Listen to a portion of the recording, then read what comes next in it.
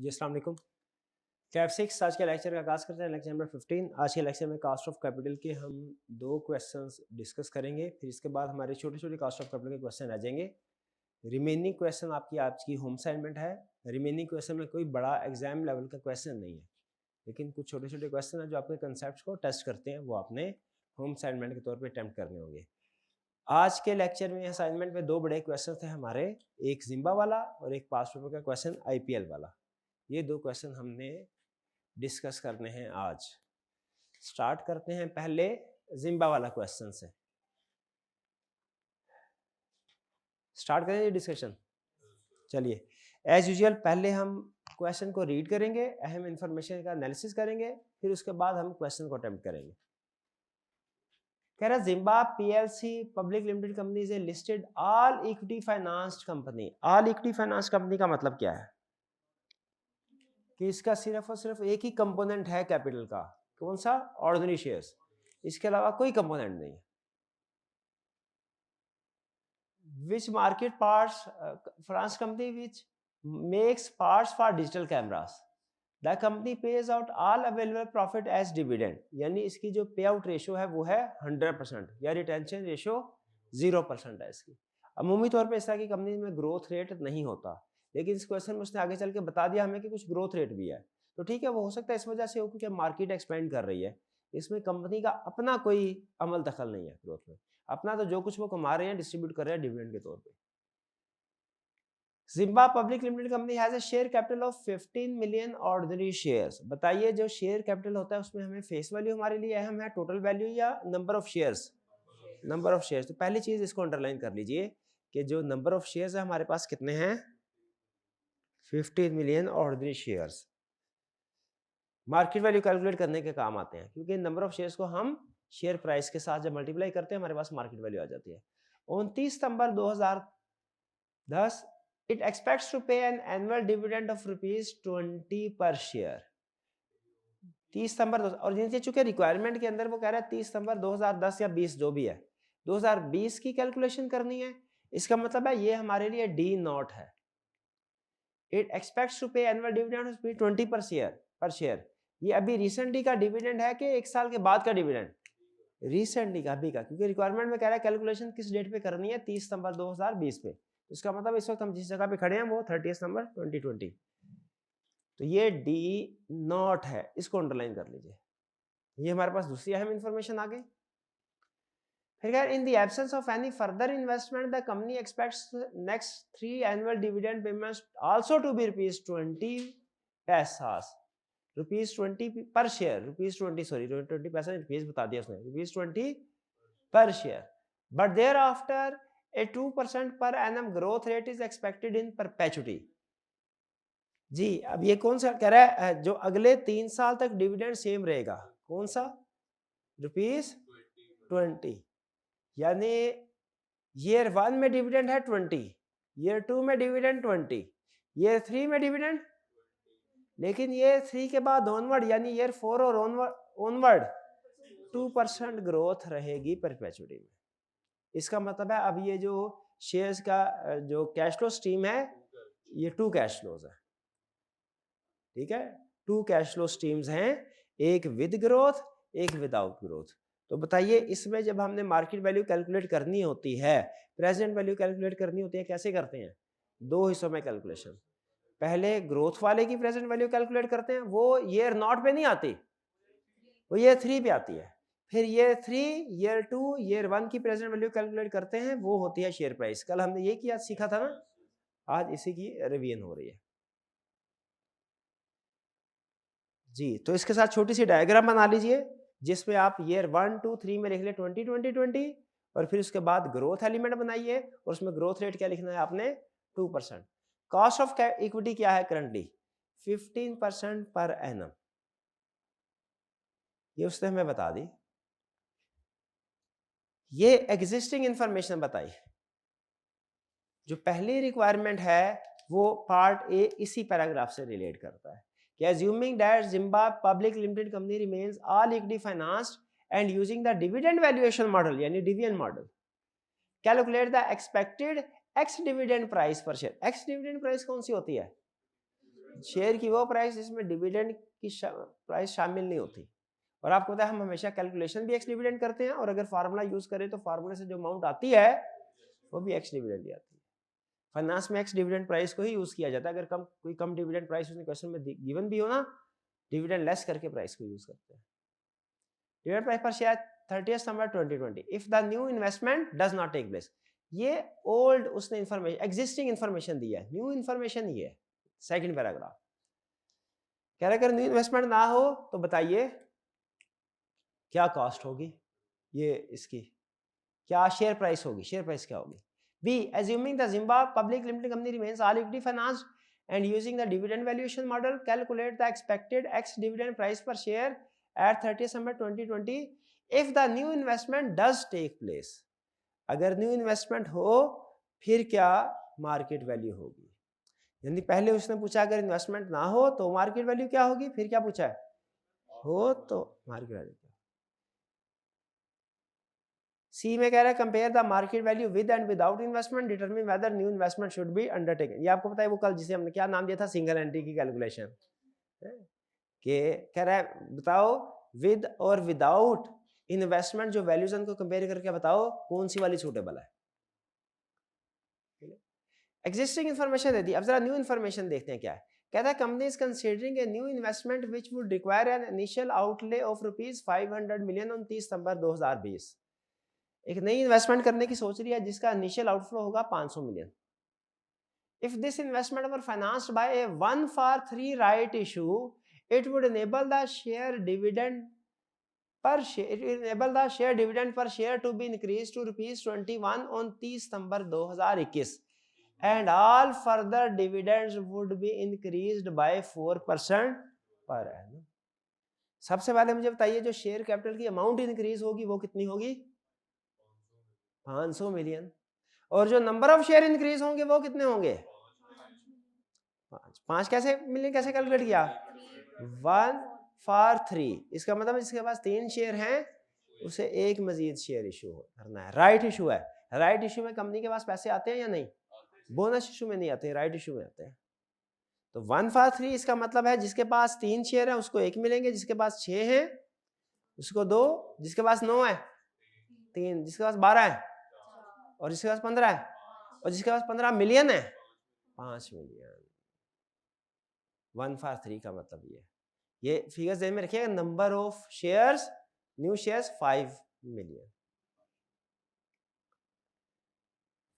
फिर कह रहे शेयर डिविडेंड इंक्रीज हो जाएगा ₹21 और फर्दर डिविडेंड इंक्रीज होंगे 4%। अब ये जो रिवाइज्ड उसने हमें फिगर्स दिए हैं उनमें 21 क्या चीज है, D1 के D0, D1 कैसे भला 2021 पे है, और 4% क्या चीज है ग्रोथ रेट। तो ग्रोथ रेट पहले भी तो उसने दे दिया 2%, वो एग्जिस्टिंग का था। अब ये इन्वेस्टमेंट के बाद क्या है, वो बिफोर इन्वेस्टमेंट था, ये आफ्टर इन्वेस्टमेंट है।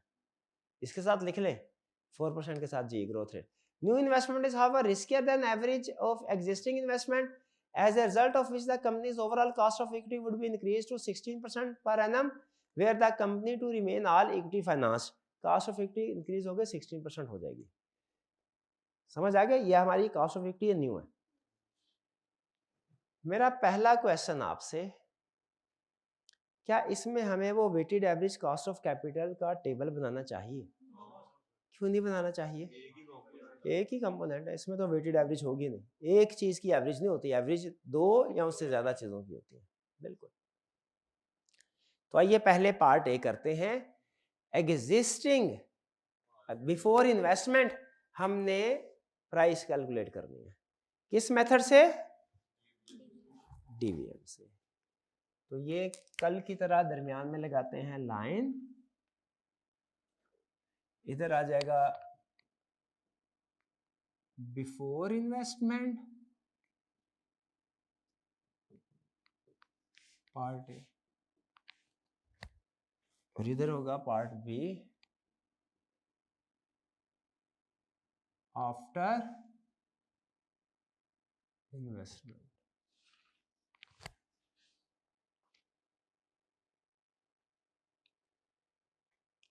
जी सबसे पहले प्राइस वैल्यू कैलकुलेट करने के लिए डिविडेंड वैल्यूएशन मॉडल हमने यूज करना है। किताब नीचे छोड़ा है, डिविडेंड वैल्यूएशन मॉडल यूज करना है विद ग्रोथ। फार्मूला क्या होगा इसका? Cost of equity is equal to, अच्छा डिविडेंड उसने 2 डेज का दिया हुआ डी नॉट दिया या D1 before investment? D not, तो मैं डी नॉट वाला फार्मूला लगाऊंगा 1 plus ji divided by P not plus g. Clear? अच्छा यहाँ पे उसने हमें कॉस्ट ऑफ इक्विटी तो दी ऑलरेडी 15%, तो फिर हम इसको क्यों कर रहे हैं? प्राइस कैलकुलेट करें तो इसको रीअरेंज करना पड़ेगा। रीअरेंज कीजिए, P not is equal to D not into 1 plus ji divided by, figures put कीजिए। डी नॉट कितना है? 20 इंटू 1 प्लस जी 2% था जी। कॉस्ट ऑफ इक्विटी कितना दिया उसने? 15% माइनस 0.02 इज इक्वल टू 156.92। ये है एक शेयर की प्राइस, और टोटल नंबर ऑफ शेयर्स कितने हैं? 15 million multiplied bye 156.92 is equal, इसमें हाँ इसमें ये है अभी हमारा विद ग्रोथ वाला। शाबाश, इसको हम पहले करते हैं डायग्राम बना के। ये था, ये है ईयर नॉट, ईयर नॉट, ये ईयर 1, ईयर 2, ईयर 3, और ये ग्रोथ एलिमेंट है। इसमें 0.02 जी इज इक्वल टू 0.02। हमने अभी विद ग्रोथ को सॉल्व किया है, ठीक है। तो ये जो हमारे पास प्राइस आई है ये बेसिकली ईयर 3 की प्राइस। ईयर 3 में हमारे पास प्राइस कितनी आ गई? 156.92। क्या इसके अलावा भी इससे रिलेटेड कोई कैश फ्लोज है? बिल्कुल। कौन कौन से हैं? 20 डिविडेंड, ईयर 1 में डिविडेंड, ईयर 2 में डिविडेंड, ईयर 3 में डिविडेंड। इसका मतलब ये हुआ ईयर 1 में डिविडेंड 20, ईयर 2 में डिविडेंड 20, ईयर 3 में डिविडेंड 20। अब मुझे क्या करना है? ईयर नॉट पे प्राइस कैलकुलेट करनी है। इन सब की प्रेजेंट वैल्यू कैलकुलेट करेंगे। 20 मल्टीप्लाइड, अच्छा और डिस्काउंट रेट कौन सा यूज करेंगे भला? जो इसका उसने दिया हुआ कॉस्ट ऑफ इक्विटी का 15%। कैलकुलेशन क्या होगी? कैलकुलेशन सुन लीजिए। 20 multiplied by 1.15 power -1 plus 20 into 1.15 power -2 plus 176 add करके 0.92 मल्टीप्लाइड बाय 1.15 पावर -3, इन तीनों को करें ऐड।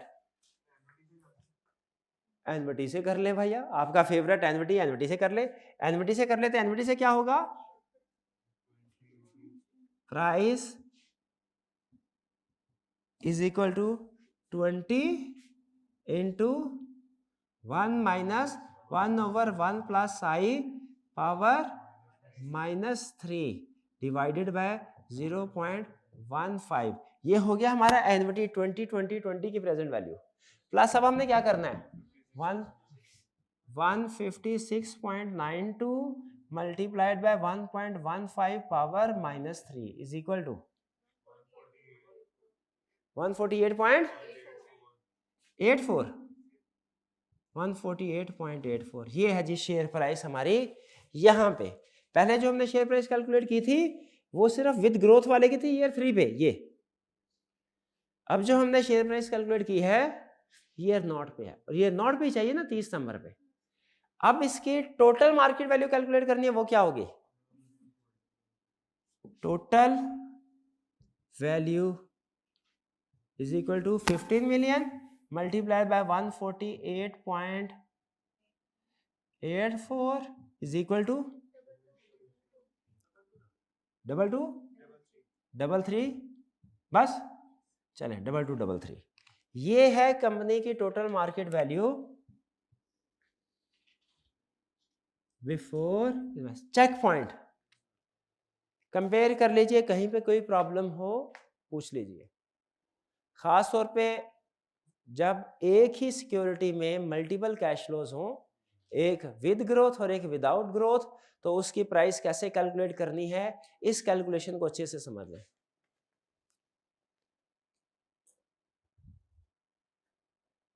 डन जी, आगे चलते हैं। Part 2। The company is considering a new investment which would require an initial outlay of rupees 500 million on 30 सितंबर 2020. If this investment were financed by 1-for-3 right issue, it would enable share dividend per share to be increased to rupees 21 on 30th December. अब ये क्या है? D1 है, and all further investment G 4% आ गया, cost of capital 16% आ गया। जब cost of capital दे दिया है तो अब हम डीवीएम से क्या कैलकुलेट करेंगे? Share price. डीवीएम का असल मकसद यही था ना दुनिया में आने का, आपको पता है ना, शेयर प्राइस कैलकुलेट करना। वो तो फिर हमने जबरदस्ती से रीअरेंज कर के जरूरत पड़े तो कॉस्ट ऑफ कैपिटल दी हो तो डीवीएम से प्राइस कैलकुलेट कर सकते हैं, प्राइस गिवन हो तो डीवीएम से कॉस्ट ऑफ कैपिटल। डीवीएम दो धारी तलवार, दोनों तरफ चल जाएगी। तो अब हमें चूंकि कॉस्ट गिवन है, मार्केट वैल्यू कैलकुलेट करनी है, डिविडेंड फार्मूला यूज करेंगे, विद ग्रोथ विदाउट ग्रोथ? पक्का विद ग्रोथ। इसमें मल्टीपल कैश फ्लोज है कि सिंगल है? सिंगल है, तो सीधा बेफिक्र हो गया, फार्मूला यूज कीजिए विद ग्रोथ वाला, कि cost of 50 is equal to, अब d not into 1 plus g लिखो या D1, हालांकि फर्क कुछ नहीं पड़ता, लेकिन क्वेश्चन में जो गिवन इंफॉर्मेशन है वही यूज करेंगे ना।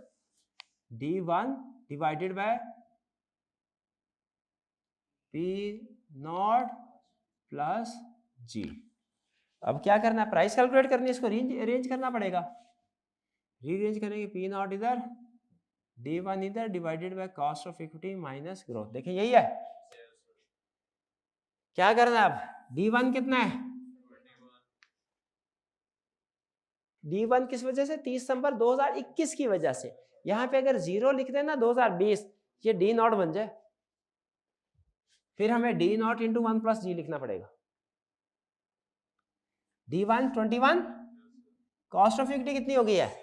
अब आफ्टर इन्वेस्टमेंट कर रहे हैं तो जो फिगर यूज करनी है आफ्टर इन्वेस्टमेंट वाली करनी है, बिफोर वाली नहीं करनी, वो पुरानी हो गई है। After investment 16%, 0.16 minus growth rate अब कितना हो गया? 4%, 0.04, 175। क्या इसमें हमने सेकंड कैलकुलेशन करनी है? कोई क्यों नहीं करने? सिंगल कैश फ्लो स्ट्रीम है, कोई प्रॉब्लम? अब क्या करना है हमने बोला? अब क्या करना है? हाँ जी, नंबर ऑफ शेयर से टोटल मार्केट वैल्यू कैलकुलेट करनी है, और फिर उसके बाद उसको पार्ट सी की तरफ मूव करेंगे। टोटल वैल्यू, अब ये मुझे आज बताएंगे नंबर ऑफ शेयर्स कितने हैं? 20 के 50 मिलियन थे, 20 कैसे आ गए? 5 मिलियन शेयर इशू किए हैं। ये ना बोले 500 कैपिटल आया है, यहाँ पे नंबर ऑफ शेयर्स हम यूज कर रहे होते हैं। आपने क्या बोलना है? 5 मिलियन शेयर्स बड़े हैं, वरना कल आपको पता है वो अमाउंट 600 कैपिटल 600 मिलियन बढ़ा था, तो शेयर 5 मिलियन थे, क्योंकि वो उसने 12 रुपए में इशू किया था 10 की बजाय। टोटल मार्केट वैल्यू कितनी हुई? 3500 पूरा। ये लीजिए,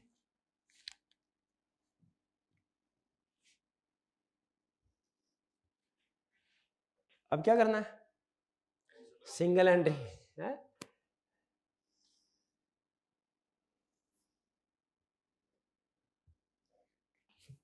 क्लोजिंग मार्केट वैल्यू क्या है? यहां से क्या ले? Market value after investment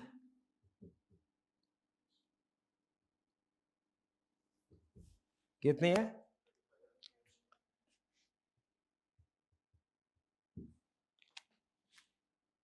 less market value before investment कितनी है?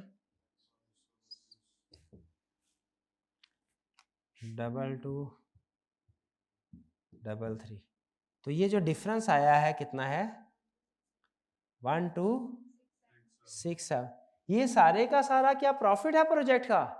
नहीं नहीं, इसमें जो नया शेयर कैपिटल आया है, नंबर ऑफ शेयर्स नहीं, नया शेयर कैपिटल आया वो भी तो है। Closing share capital, closing assets minus opening, फिर उसमें जो फ्रेश कैपिटल इंट्रोड्यूस हुआ है वो भी तो लेस करना, फिर प्रॉफिट आएगा। लेस शेयर्स इशूड, कितनी वैल्यू के?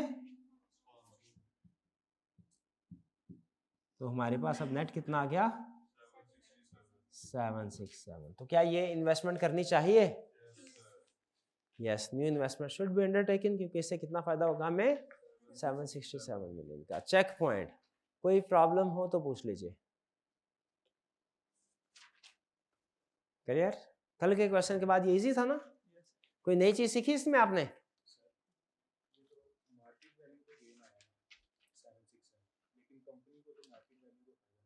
नहीं, कंपनी को मार्केट वैल्यू का फायदा होता है, कंपनी को मार्केट वैल्यू का ही फायदा है।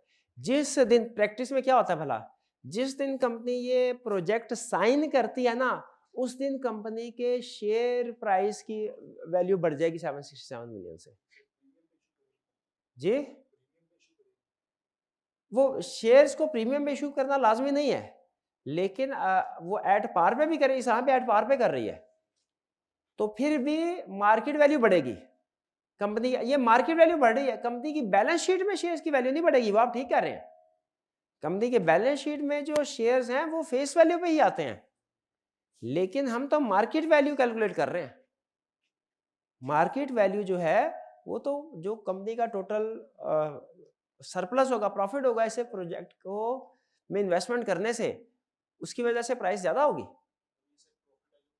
हाँ जी, ये प्रॉफिट है 767 में जिस प्रोजेक्ट की वजह से कंपनी को हुआ है। क्लियर जी?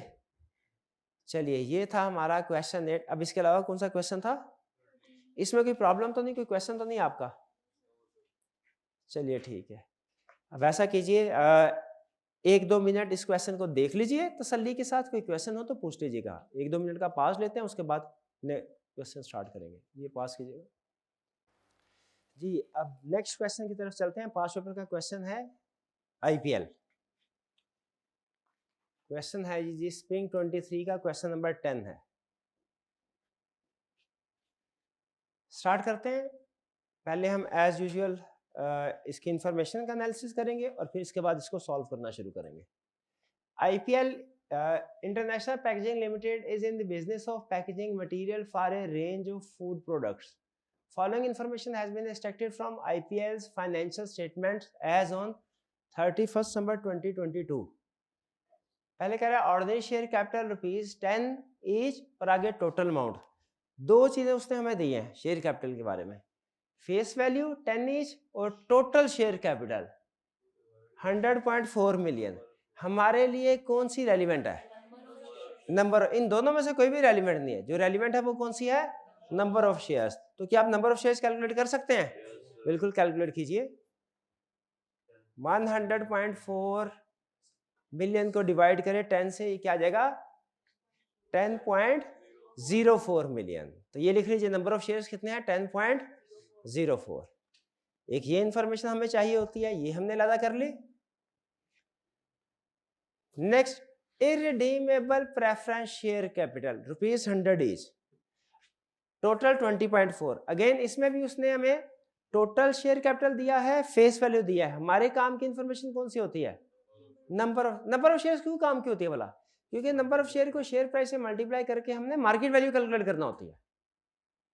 तो इसको मल्टीप्लाई कीजिए, ये कैलकुलेट कीजिए। 20.4 मिलियन डिवाइडेड बाय 100, ये क्या 0.204 मिलियन शेयर्स।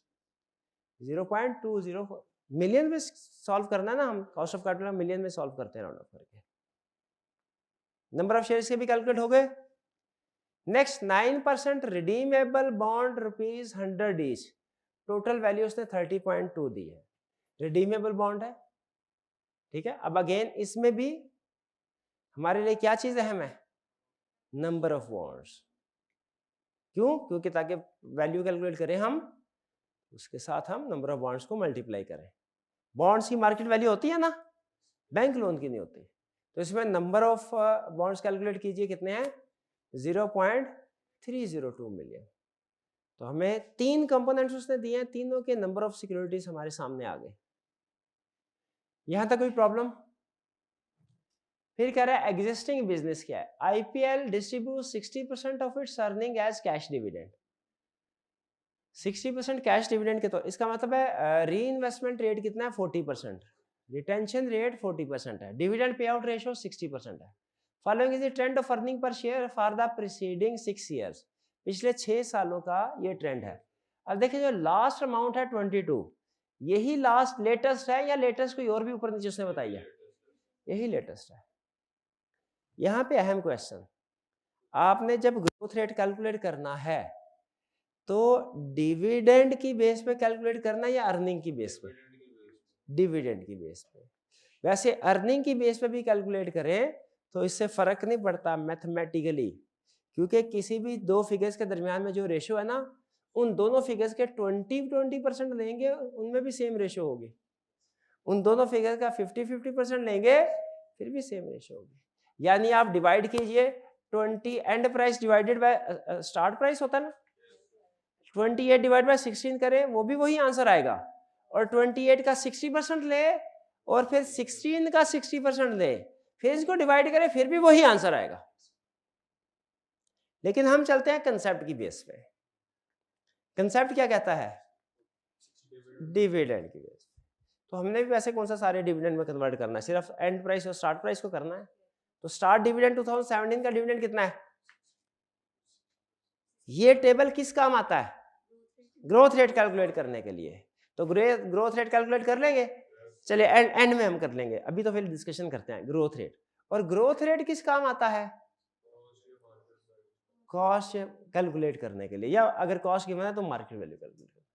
नीचे उसने बताया return on government securities is 9% per annum, where as market risk premium is 5% per annum. ILMs current equity beta is 1.2। अब मार्केट रिस्क प्रीमियम कितना है?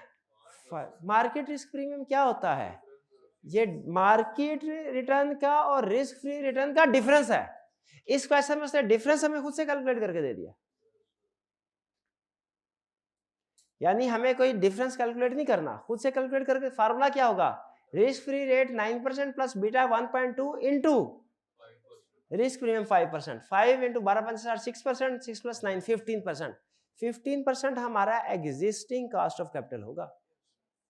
अच्छा मुझे बताइए, एग्जिस्टिंग कॉस्ट ऑफ कैपिटल तो उसने दे दिया है, तो अब ग्रोथ रेट से हम क्या कैलकुलेट करेंगे? प्राइस या वैल्यू। डन जी? समझ आ रही है इंफॉर्मेशन, किस इंफॉर्मेशन का क्या इस्तेमाल है?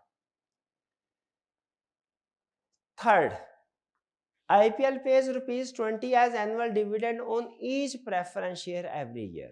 Current market price of preference share is 185. Current price they the market value, इसकी कॉस्ट कैसे कैलकुलेट करेंगे? वो नंबर ऑफ शेयर तो मार्केट वैल्यू के लिए है, कॉस्ट कैलकुलेट करने के लिए डी ओवर पी। याद है? परपेचुअल ये इरिडीमेबल है ना, रिडीमेबल की कॉस्ट उसकी IRR होती है, इरिडीमेबल की नहीं होती। इरिडीमेबल तो डिविडेंड डिवाइडेड बाय प्राइस है, तो इसकी कॉस्ट क्या होगी? 20 divide by 185।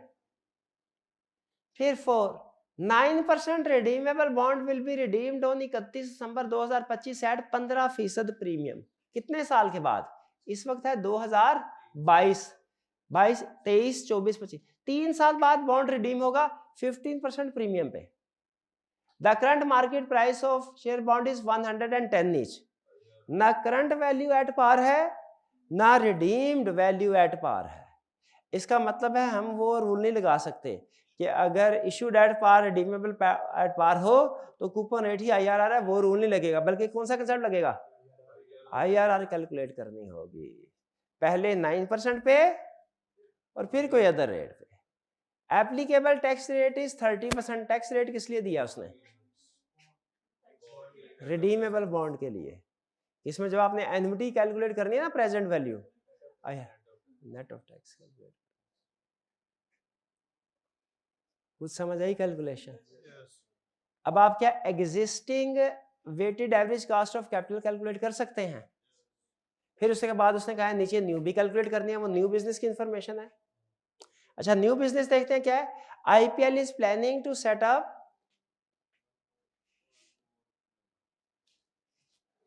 One more packaging unit, total cost of project is estimated to rupees 45 million. इसका मतलब है जो भी कंपोनेंट ऐड होगा उसकी मार्केट वैल्यू क्या होगी, नंबर ऑफ शेयर जो मर्जी हो, मार्केट वैल्यू क्या होगी 45 million, which will be financed by issuing 15% redeemable preference share of rupees 100 each at par value, at par value। तो इसका मतलब कितने हुए number of shares 45 million rupees है, डिवाइडेड बाय 100 नंबर, लेकिन बहरहाल 45 मिलियन ही आपको पता है वैल्यू आ जाया करती है जो फंड चाहिए होता है। 15% कूपन रेट है, डीमेबल प्रेफरेंस शेयर है, रिडीमेबल है, आईआरआर कैलकुलेट करनी है, शेयर है, टैक्स की एडजस्टमेंट नहीं करनी। After 4 year at a premium of 20% above par value, इसका मतलब issued at par redeemable par वाला रूल नहीं लगेगा, ये प्रीमियम पे रिडीम हो रहा है 20 में, इशूड एट पार पे ही हो रहा है लेकिन रिडीमेबल प्रीमियम पे हो रहा है। IPL estimates that as a result of this new investment equity beta will increase to 1.3। अब क्या होगा, इक्विटी बीटा इंक्रीज हो गया तो फिर क्या होगा, कॉस्ट ऑफ ऑर्डिनरी शेयर्स भी इंक्रीज। अच्छा इसकी जो कॉस्ट निकलेगी रिडीमेबल प्रेफरेंस शेयर की वो तो सो निकलेगी, इसकी वजह से ऑर्डिनरी शेयर की कॉस्ट भी बदल गई। क्यों, इक्विटी बीटा बदल गया, इक्विटी बीटा बदल गया तो इक्विटी शेयर की कॉस्ट बदल गई, कॉस्ट बदल गई तो उनकी मार्केट वैल्यू भी बदल गई। कॉस्ट बढ़ती है तो मार्केट वैल्यू कम हो जाती है। समझ रहे हैं इम्पैक्ट। क्वेश्चन के अंदर कोई ऐसी फिगर, कोई ऐसी इंफॉर्मेशन जो आपको लगे कि पता नहीं है क्या चीज है, इसका क्या करना, सारी इंफॉर्मेशन क्लियर है। अब सिर्फ हमने कैलकुलेशन करनी है। करें स्टार्ट कैलकुलेशन।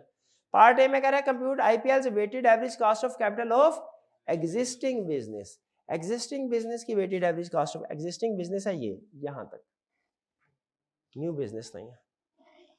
अच्छा मुझे ये बताइए कि पिछले वाले क्वेश्चन में तो मैंने ये weighted average cost of capital का फॉर्मेट नहीं बनाया था, अब बनाया है। क्यों, अब कंपोनेंट ज्यादा है। सबसे पहले कौन सा कंपोनेंट, ऑर्डिनरी शेयर्स, ये हम वर्किंग के लिए हिस्सा यूज कर लेंगे और वो कैलकुलेशन के लिए।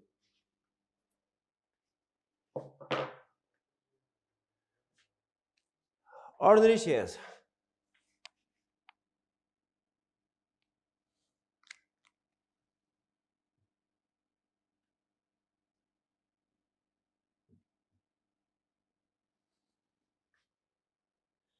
नंबर ऑफ शेयर्स कितने, मार्केट वैल्यू कैलकुलेट करनी है, कॉस्ट कैलकुलेट करनी है। पहले क्या कैलकुलेट कर ले, कॉस्ट आसानी से हो सकती है, इसे कैलकुलेट कर लेते हैं। कॉस्ट क्या होगी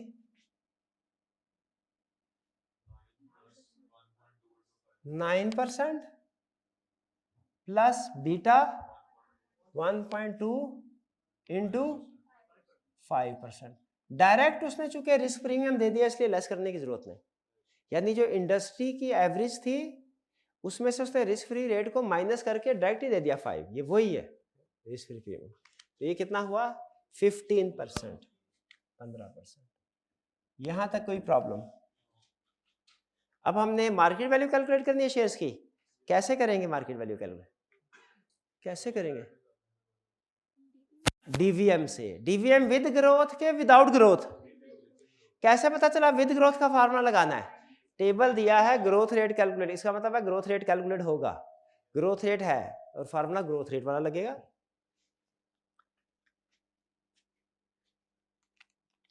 शेयर की प्राइस क्या हुई, cost of equity is equal to dividend D not, latest price दी हुई है, latest D not into 1 plus ji divided by P not plus G, यही फार्मूला है। रीअरेंज करेंगे प्राइस कैलकुलेट करने के लिए, P naught is equal to D not into 1 plus ji divided by cost of equity minus growth rate.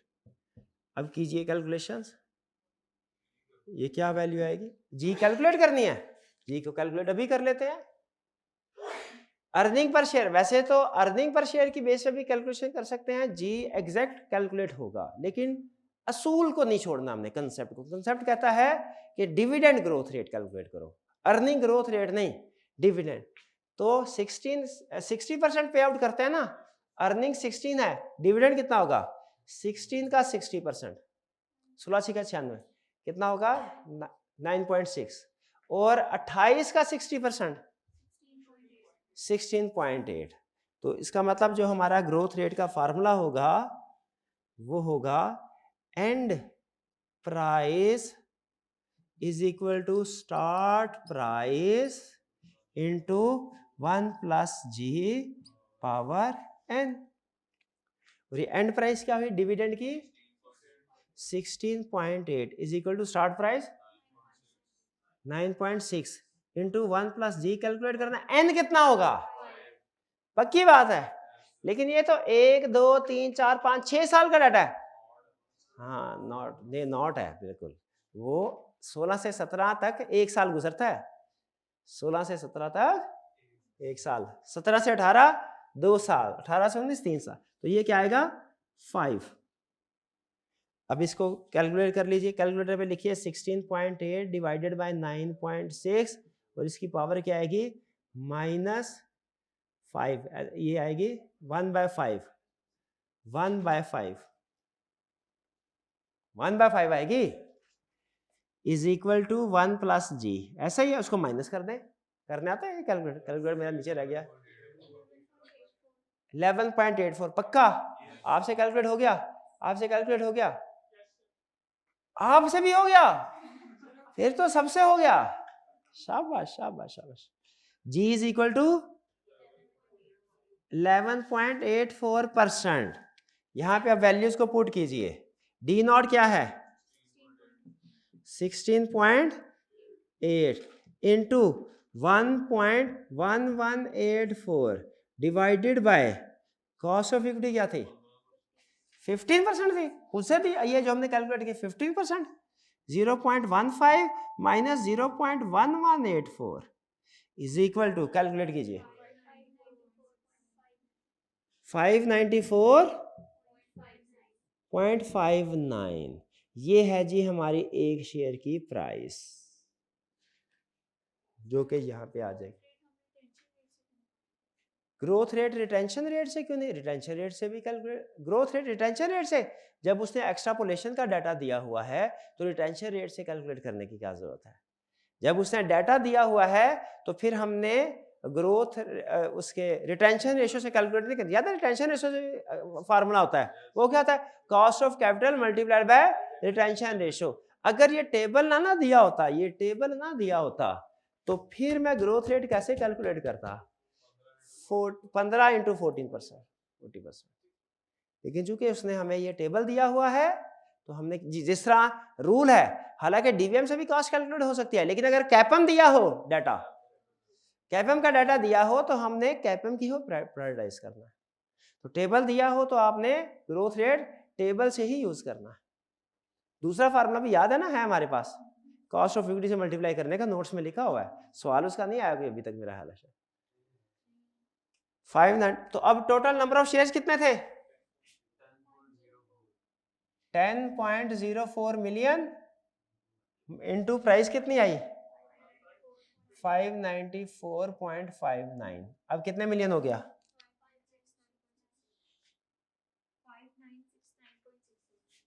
5969.68 check point.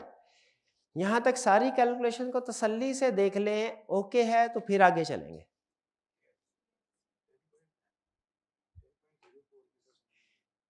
Ten 10.04 की समझ नहीं आई, ये भाईजान नंबर ऑफ शेयर पहले ही कैलकुलेट कर लिए थे हमने, 400 है तो राउंड ऑफ हो गया ना, मिलियन में राउंड ऑफ किया ना हमने मेरे भाई। कैलकुलेटर निकाले, कैलकुलेटर ऐसे कंफ्यूज होते जाएंगे, कोई फर्क फायदा नहीं हो ना भाई, कैलकुलेटर निकालना यार, ऐसे ना कर, कैलकुलेटर निकाल।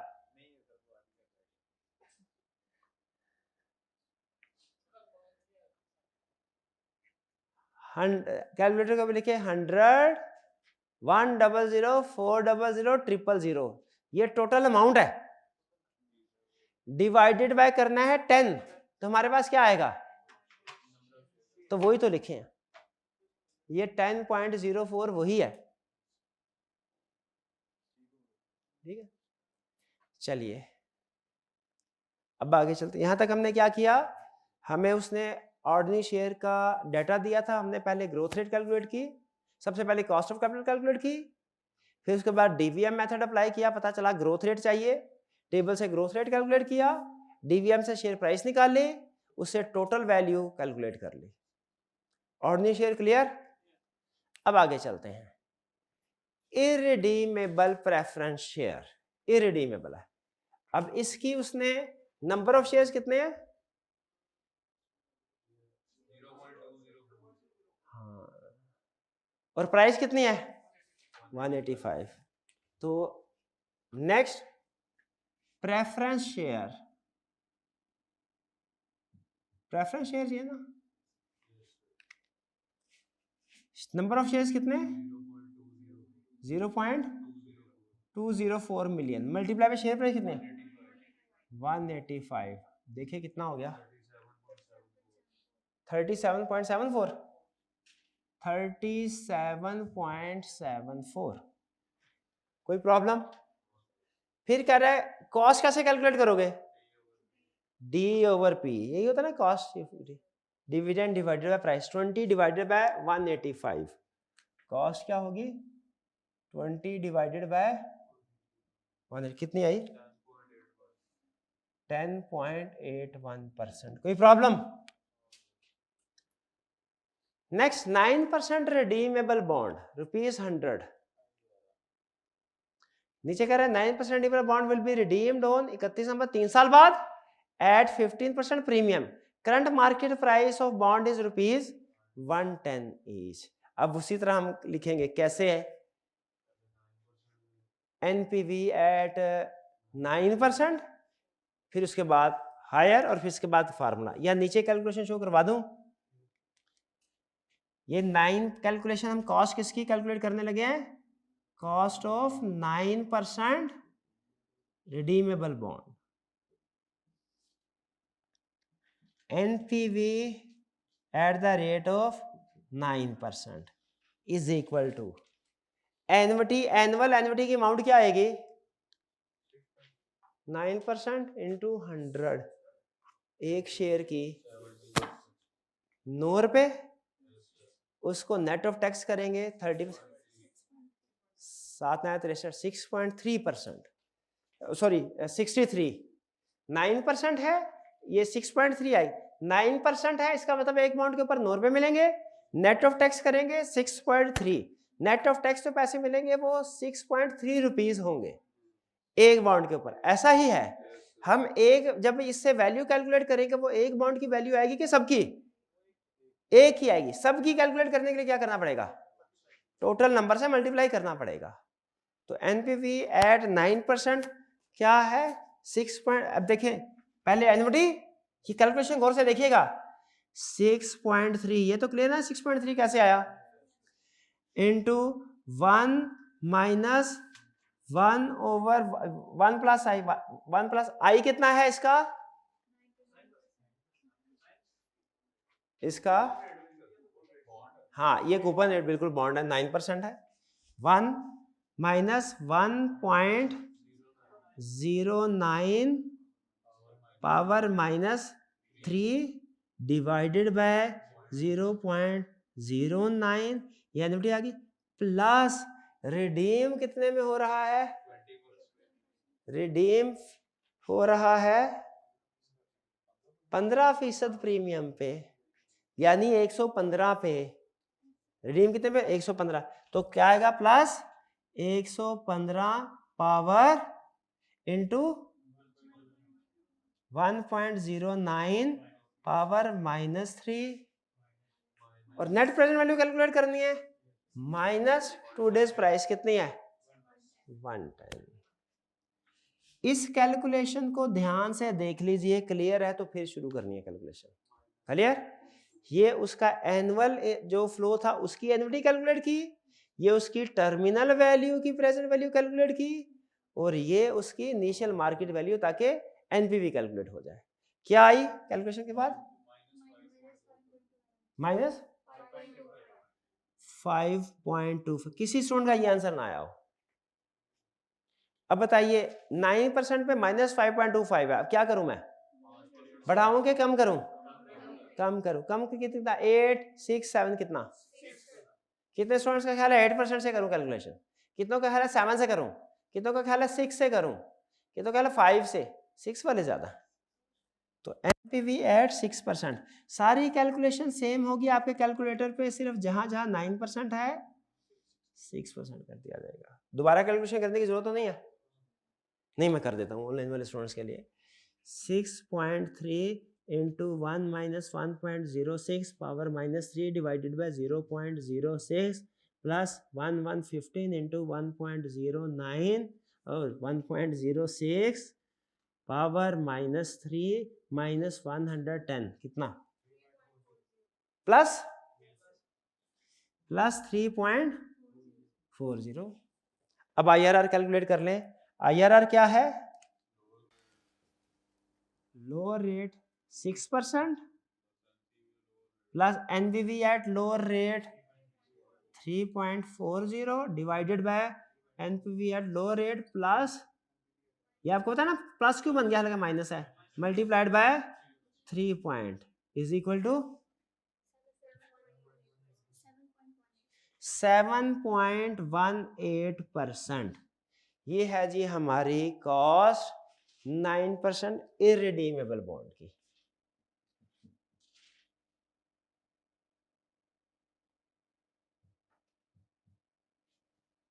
कितनी कॉस्ट? 7.18%। और मार्केट वैल्यू कितनी है? 110 ईच है। नंबर कितने हैं? 0.302। तो ये आ जाएगा मार्केट वैल्यू 0.302 मल्टीप्लाइड बाय 110 कितना आया? 33.2 मिलियन। अब क्या करना है? वेटेड एवरेज ऐड करें क्या? 6040.74। अब this divided by this multiplied by this 14.82%. This divided by this multiplied by this 0.07%. This divided by this multiplied by this 0.04%। और ऐड कर लिया सबको 14.93%। Check point. यहां तक कोई प्रॉब्लम है तो पूछे। चेक तसल्ली से देख लीजिए, एक एक फिगर की कैलकुलेशन आपको क्लियर होनी चाहिए, क्या किया है क्यों किया है।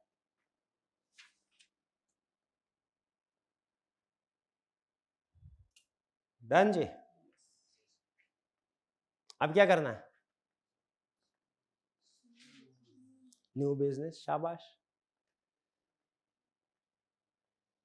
न्यू बिजनेस में planning to set up one more packaging unit. Total cost of project is estimated to be rupees 45 million. इसका मतलब क्या हुआ कि अब हमने जो न्यू वाली इन्वेस्टमेंट करनी है, जिस भी मेथड से करेंगे, तो वो हमें कितनी होगी? हमारी 45 million. Which will be financed by issuing 15% redeemable preference share of rupees 100 each। फिर प्रेफरेंस शेयर आ गया redeemable at par value. This share will be redeem after 4 year at a premium of 20% above par value. क्या इसमें वो issued at par redeemable par का formula use कर सकते हैं? इसमें भी आईआरआर करना पड़ेगा। ले अब मैंने एक दफा कर दिया, अब आप कर लेंगे? पक्की बात है, करें फिर। अच्छा फार्मूला यहाँ पे लिख दूं पहले मैं? नहीं नहीं नहीं नहीं, फार्मूला तो लिख देता हूँ ना, कैलकुलेशन चलिए आप कर लेंगे।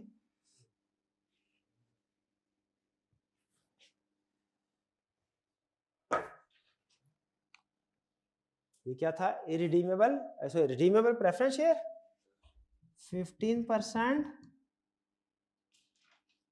redeemable preference shares, NPV at 15%, क्या होगा, शेयर 100 है, एनुअल 50, टैक्स एडजस्टमेंट आएगी, एनुअल कैश फ्लो 15 ही है, टैक्स एडजस्टमेंट नहीं होती प्रेफरेंस शेयर पे। 15 इंटू 1 माइनस 1.15 पावर 4 ईयर्स के बाद रिडीम होगा, -4 डिवाइडेड बाय 0.15, एनपीटी की प्रेजेंट वैल्यू आ गई। अब रिडीमेबल क्या है, एट प्रीमियम ऑफ 20%, यानी 100 है पार वैल्यू, 20% का मतलब हो गया 120 इंटू 1.15 पावर -4, और फिर -2 डेज प्राइस क्या है, 100 इज इक्वल टू क्या आया, 11.435, 11 पॉइंट चले 44 कर लेते हैं, पॉजिटिव है। अब क्या करना है, इसको बढ़ाना है, जीरो की तरफ लेके जाएंगे ना, इसको जीरो की तरफ लेके जाना है, इसको बढ़ाना पड़ेगा, क्या करें, 20% कर ले, 20% कर ले जी। अब आप कैलकुलेट कीजिए एनपीवी एट द रेट, मैं तब तक फार्मूला लिखता हूं, आप तब कैलकुलेट कीजिए। ये रेट कूपन रेट है, ये 15 ही आएगा, इसको 20 ना कर दीजिएगा, ये 15% है, 15 आ गया, 20% 20, ये 15 into 1 minus 1.20 minus 4 divided by 0.20 plus 120 into 1.20 और -4 -100 इज इक्वल टू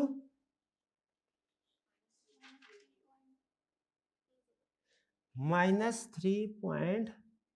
अगर कभी पॉजिटिव भी आ जाए परेशान नहीं होना आपने, फार्मूला में इसको पुट कर लेना, फार्मूला ऑटोमेटिकली एडजस्ट कर देगा वैल्यूज को। अब IRR क्या है, NPV at lower rate, lower rate हमारा आ गया 0.15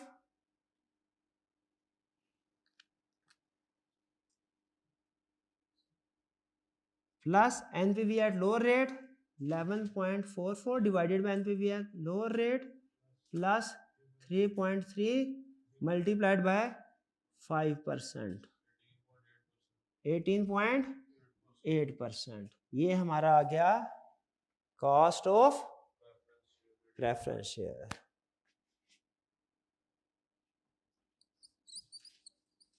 रिडीमेबल प्रेफरेंस शेयर्स कॉस्ट कितनी आई, 18.8%, ये कर दें इसको वर्किंग 1 रेफर, ये आ गई हमारी वर्किंग 1। मार्केट वैल्यू कितनी है, 45 मिलियन, तो उसने खुद से दे दी, हमेशा न्यू ऐसे ही आती है। अब क्या होगा, बाकी की एज इट इज लिख दूं क्या मैं, एक इंफॉर्मेशन ना होती तो मैं एज इट इज लिख देता, वो इंफॉर्मेशन कौन सी ना होती तो इक्विटी चेंज हो गया। आपको पता है इक्विटी चेंज हो जाए तो क्या होता है, कॉस्ट चेंज हो जाएगी, कॉस्ट चेंज हो जाए तो क्या होगा, फिर मार्केट वैल्यू चेंज हो जाएगी। तो बाकियों के पे तो चेंज नहीं आया ना, बाकियों को मैं एज इट इज लिख दूं, 9% इरडीमेबल, इरडीमेबल बॉन्ड थे, इरडीमेबल थे, इरडीमेबल बॉन्ड,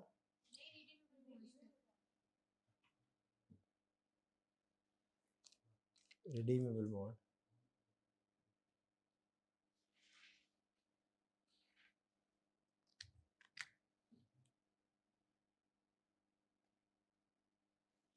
इसकी क्या वैल्यू थी, अब मैं डेट वैल्यू लिख रहा हूं क्योंकि ऊपर कैलकुलेशन हम कर चुके हैं, 33.2, और कॉस्ट क्या थी 7.18%। कोई प्रॉब्लम, प्रेफरेंस शेयर्स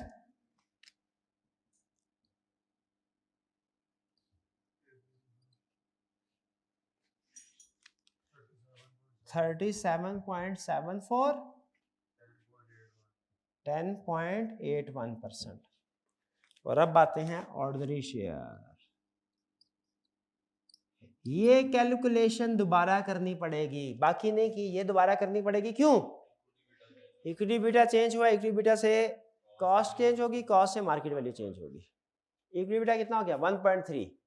कैलकुलेशन ये 1.3 के साथ करेंगे। 9% प्लस 1.3 इंटू 5, 15.5%। और वैल्यू क्या आएगी? अब सारा कुछ यही, सिर्फ एक चीज चेंज होगी। ऐसे ही है ना? तो ये 0.15 था, अब हमारी क्या हो गई है? 0.15। भाई और तो कुछ चेंज नहीं होगा ना? 0.155। ये लो 51, ये है वैल्यू, यही है एक शेयर की वैल्यू। देख लें, डीवीएम यूज किया है, लेकिन बाकी की सारी फिगर्स वही हैं, ग्रोथ रेट वही है, डिविडेंड वही है, सिर्फ कॉस्ट चेंज हुई है ना। तो 513.36 ये क्या हो गया? 10.04 मिलियन मल्टीप्लाइड बाय 513.36 कितना आया? 5154.13। अब क्या करना जी? 1 2 3 4, 1 2 3 4 पूरा हो गया टेबल। टोटल करें 5270.09। करे calculation. This divided by this multiplied by this क्या आया? 15.16%। अब preference share, this divided by this multiplied by this 0.077, 0.08 कर देते हैं। चलो redeemable amount 33.2 divided by this multiplied by this 0.05%. Redeemable preference share, this divided by this multiplied by 0.16%। Add कर ले सबको 15.44%। 15.44%। क्लियर? कुछ समझ आए? अच्छा, एक रफ सा एक समझ लीजिए तरीका भी है अप्रोक्सीमेट वैल्यू को जानने का, गैस वर्क लगाने का। कैपिटल स्ट्रक्चर के अंदर जिसका वेट सबसे ज्यादा होगा ना, आंसर आपका उस कॉस्ट के करीब तरीन होगा। इस पूरे कैपिटल स्ट्रक्चर में देखें सबसे ज्यादा वेट किसका है?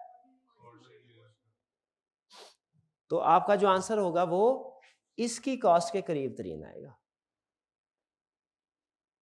ठीक है, जिसका वेट ज्यादा है वही वैल्यू आती है ना। एवरेज में भी ये होता है, वेटेड एवरेज में यही होता है ना। ठीक है, तो ये एक लेकिन हार्ड एंड फास्ट रूल नहीं है, वो डिपेंड करता है कि बाकी के कंपोनेंट्स की वेट के ऊपर भी, लेकिन एक रफ एस्टिमेट आपको लग जाता है। क्लियर जी? इस क्वेश्चन में कोई प्रॉब्लम? इसमें कैलकुलेशन ज्यादा थी, उसने 2 सिक्योरिटीज के ऊपर IRR हमसे कैलकुलेट करवा ली जी।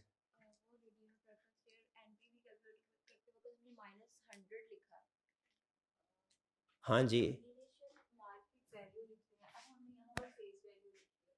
हाँ जी। पिछले वाले क्वेश्चन में का क्वेश्चन है सर, आपने मार्केट वैल्यू लिखी थी जो इनिशियल मार्केट वैल्यू थी, जब आपने ऊपर IRR कैलकुलेट की ना तो मार्केट वैल्यू 110 आपने मार्केट वैल्यू यूज की, नीचे वाले में आपने 100 फेस वैल्यू की यूज की, इसमें मार्केट वैल्यू यूज क्यों नहीं की? मेरा क्वेश्चन आपसे, नीचे वाली सिक्योरिटी में मार्केट वैल्यू क्या है? हाँ जी, हमें कैसे पता चला? वही फेस वैल्यू, क्योंकि उसने मार्केट वैल्यू दी ही नहीं, पहली चीज ये। दूसरी चीज, मार्केट वैल्यू जो भी कंपनी, मैंने कल भी शायद बताया था कि ज्वेलरी बेचने जाएंगे तो किस प्राइस पे बेचेंगे, फेस वैल्यू जो रसीद पे लिखी हुई है या जो करंट मार्केट वैल्यू। तो कंपनी जब भी शेयर इशू करती है ना, याद रखिए, आप असल में अकाउंटेंट, आपके जहन में हमेशा ये रूल बिठाया जाता है, पढ़ाया जाता है, जब भी शेयर इशू होंगे ना, शेयर को क्रेडिट करना है फेस वैल्यू से। ये आपको इतनी दफा को रूल याद करवाया जाता है कि आपका माइंड और कोई चीज मानने को तैयार ही नहीं है। रिकॉर्ड बैलेंस शीट में फेस वैल्यू से ही होगा, लेकिन मार्केट में इशू फेस वैल्यू से नहीं होता, वो तो मार्केट वैल्यू से होता है। वो डिफरेंस जो है वो प्रीमियम पे आ जाता है या डिस्काउंट पे। मार्केट हमेशा मार्केट वैल्यू पे डील होगी, फेस वैल्यू पे नहीं। वो मे भी प्रीमियम हो, मे भी एडवांस। तो अगर वो कहता है ना मैंने 100 रुपए का इशू 100 रुपए पे ही किया, 100 रुपए फेस वैल्यू इशू 100 रुपए पे ही किया है, इसका मतलब क्या है, मार्केट वैल्यू 100 रुपए ही है।